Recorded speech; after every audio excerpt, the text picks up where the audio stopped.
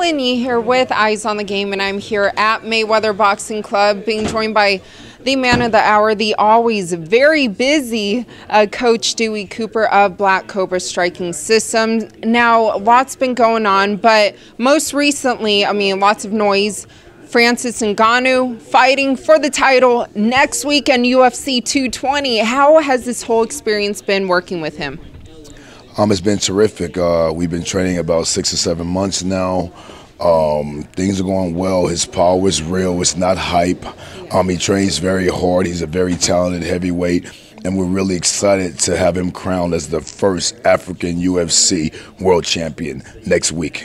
Yeah, and a lot of people are saying, because most of his fights have been over by the end of the first round, and recently the back-to-back over Andrei Arlovsky, Alistair Overeem, obviously devastating knockout power. So what in particular have you worked with him or helped him sharpen this camp?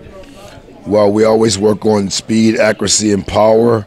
That'll be on display in UFC 220 in Boston. And all-around skill. A lot of people doesn't realize that he's a well-rounded fighter. He's just not a hard puncher. He can kick, he can knee, he can grapple, he can submit. He can defend takedowns. And everyone will see in UFC 220 exactly what his skill set is about. And we're looking forward to being world champions. Yeah, and like you said, you kind of want him to, or the world will kind of see him showcase more of a well-rounded game, because, looking at Stipe, he's kind of targeting right now to make history, to defend his title 3 times, more than any heavyweight in the UFC heavyweight champion history. But then, because Francis's fight have all ended so soon, and we all know Stipe's a good wrestler, so can you say that Francis, his ground game, he can match up with Stipe?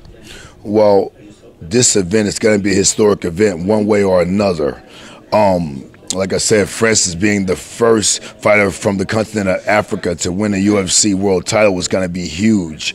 And that's exactly what's going to happen. Stipe is a well-rounded fighter. He's a terrific heavyweight UFC champion. But it's time, man. He ran into the wrong opponent in Francis Ngannou. It's Francis's time. He's ready for this moment. He's prepared in every aspect. Stipe is a tremendous wrestler. But Francis can grapple, he can defend the takedowns, and he's much stronger and much more intelligent than what people think. Everyone's thinking, oh, the wrestling, what's going to happen when Francis gets to the ground if he gets taken down? The whole world's seeing UFC 220, and I guarantee he'll be adequate in every aspect of the fight. And what about Stipe kind of going into it not only as the underdog on the odds, but he's kind of made some public statements about, how he feels being the underdog. So do you think that maybe, some people are underestimating him, or like you just mentioned, you think Francis, the hype is real? Well, he is the champion and he's the underdog. Rightly so, because Francis is a spectacular fighter. He's an enigma. You can't really express or describe exactly what he is, because he's so talented. That's why he's the favorite in this fight. But us as trainers and fighters, we don't care about the odds. It's about the fight. Francis is focused on being the world champion of the UFC heavyweight division. So we don't care about odds. We don't care about what the media says. Francis knows what he has to do, and he's going to do that. Whether Stipe wants to run away and take it 5 rounds, or wrestle, or try to show that he can strike with Francis, whatever Stipe does, Francis will have the answer, and Francis is going to knock him out.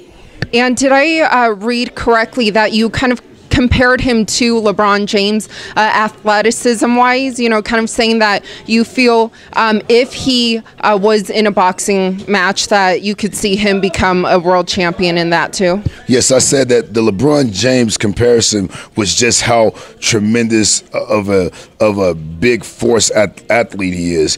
We all know LeBron, 6'8", 270-pound guard. He could be a power forward, but he plays guard. That's what I mean. Francis is a very big man with tremendous athletic ability. That's the LeBron James comparison. We haven't seen anything like this in the UFC heavyweight division, and it'll all be on display UFC 220 in Boston. it's Francis's time. He's a mature man. He's sure of his destiny. And he's going to put the exclamation point on it in UFC 220.